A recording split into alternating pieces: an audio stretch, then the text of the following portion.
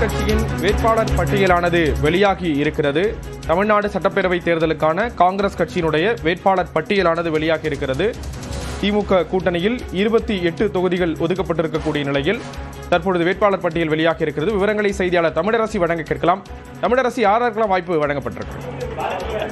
ஸ்ரீராம், காங்கிரஸ் போட்டியிடக்கூடிய தொகுதிகளின் வேட்பாளர் பட்டியல் அறிவிக்கப்பட்டிருக்கிறது. மொத்தம் 28 தொகுதிகளில் காங்கிரஸ் போட்டியிடக்கூடிய நிலையில் 27 தொகுதிகளுக்கான பட்டியல் தற்போது வெளியாகி இருக்கிறது. அதில் பொன்னேரி தனி தொகுதியில் துரை சந்திரசேகர் போட்டியிடுகிறார். இவர் ஏற்கனவே அந்த தொகுதியில் தற்போது எம்எல்ஏவாக இருக்கிறார். அவருக்கு மீண்டும் வாய்ப்பு வழங்கப்பட்டிருக்கிறது. அதே போல வேளச்சேரி தொகுதி ஹசன் மௌலானாவிற்கு வழங்கப்பட்டிருக்கிறது. இவரும் வேளச்சேரி தொகுதியில் ஏற்கனவே வேட்பாளராக தற்போது சட்டமன்ற உறுப்பினராக இருக்கிறார். அவருக்கு மீண்டும் வாய்ப்பு வழங்கப்பட்டிருக்கிறது. அவர் இரண்டாவது முறையாக இந்த தொகுதியில் போட்டியிடுகிறார். ஹசன் மௌலானா 2016 அம்பத்தூர் தொகுதியில் போட்டியிட்டு தோல்வி அடைந்தார். அதன் பிறகு 2021 போட்டியிட்டு வெற்றி பெற்றார். இப்போது மீண்டும் அவருக்கு காங்கிரஸ் கட்சியில் மூன்றாவது முறையாக வாய்ப்பு வழங்கப்பட்டிருக்கிறது. செல்வ பெருந்தகை ஸ்ரீபெரும்புதூர் தொகுதியில் வேட்பாளராக அறிவிக்கப்பட்டிருக்கிறார். செல்வ பெருந்தகை 2021 அதே போல 2016 ஆகிய தேர்தல்களில் ஸ்ரீபெரும்புதூர் தொகுதியில் போட்டியிட்டார். 2016 அவர் தோல்வி அடைந்தார். 2021 வெற்றி பெற்றிருக்கிறார். தற்போது மீண்டும் அவருக்கு வாய்ப்பு வழங்கப்பட்டிருக்கிறது. அதே போல சோளிங்கர் தொகுதி முனிரத்னத்திற்கு வழங்கப்பட்டிருக்கிறது.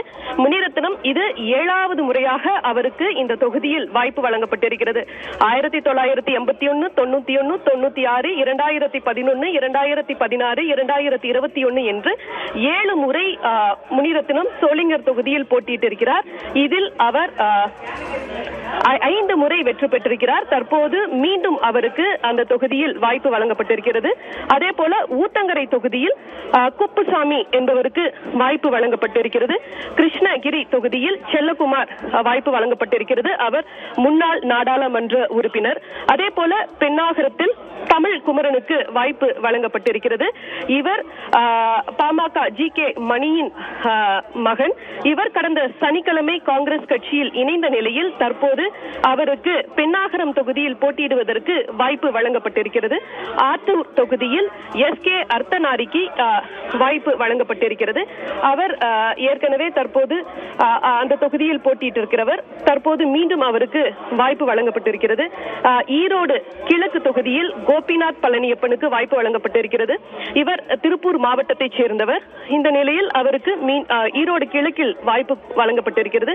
உதகமண்டலத்தில் பி. ராமச்சந்திரன் வாய்ப்பு வழங்கப்பட்டிருக்கிறது. உதகமண்டலம் காங்கிரஸ் தற்போது கணேஷ் என்பவர் சட்டமன்ற உறுப்பினராக இருக்கிறார். அவருக்கு இந்த முறை வாய்ப்பு வழங்கப்படவில்லை.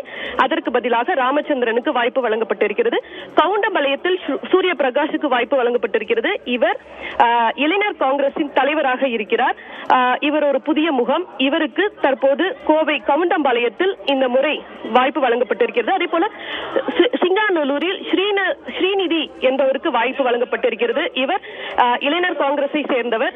இவருக்கு ஒரு புது முகம், இளைஞர். இந்த கோவையில் 2 தொகுதிகளிலும் புதிய முகங்களுக்கு, இளைஞர்களுக்கு, குறிப்பாக இளைஞர் காங்கிரஸை சேர்ந்தவர்களுக்கு 2 தொகுதிகளிலும் வாய்ப்பு வழங்கப்பட்டிருக்கிறது. அதே போல துரையூரில் லெனின் பிரசாத்திற்கு முக்கியமாக எதிர்பார்க்கப்பட்ட நபர். இவருக்கும் லெனின் பிரசாத்திற்கு இந்த முறை வாய்ப்பு வழங்கப்பட்டிருக்கிறது. இதை அடுத்து கடலூரில் ஏ.எஸ். சந்திரசேகரன், மயிலாடுதுறையில் யூனஸ் முகமதுக்கு வாய்ப்பு வழங்கப்பட்டிருக்கிறது. அதே போல அறந்தாங்கி தொகுதியில் டி. ராமச்சந்திரன். இவர் முன்னாள் காங்கிரஸ் மாநில தலைவர் திருநாவுக்கரசரின் மகன். இவர் ஏற்கனவே அந்த தொகுதியின் சட்டமன்ற உறுப்பினர். 2021 வெற்றி பெற்றார். அவருக்கு தற்போது 2வது முறையாக அறந்தாங்கி தொகுதியில் வாய்ப்பு வழங்கப்பட்டிருக்கிறது. காரைக்குடியில் மாங்குடி, இப்போதும் அவர் சட்டமன்ற உறுப்பினர். அவருக்கு தற்போது 2வது முறையாக மாங்குடியில் வாய்ப்பு வழங்கப்பட்டிருக்கிறது. இதை தவிர்த்து உசிலம்பட்டியில் டி. சரவணகுமாருக்கு வேட்பாளராக போட்டியிட வாய்ப்பு வழங்கப்பட்டிருக்கிறது. சிவகாசியில் கணேசன் அசோக், ஏற்கனவே அவர் சட்டமன்ற உறுப்பினராக இருக்கக்கூடிய நிலையில் மீண்டும் அவருக்கு வாய்ப்பு வழங்கப்பட்டிருக்கிறது. திருவாடனையில் ராமகரு மாணிக்கம் வேட்பாளராக அறிவிக்கப்பட்டிருக்கிறார். இவர் காங்கிரசின் முன்னாள் சட்டமன்ற உறுப்பினர், சட்டமன்ற குழு தலைவர் கே. ஆர். ராமசாமி. தொடர்ந்து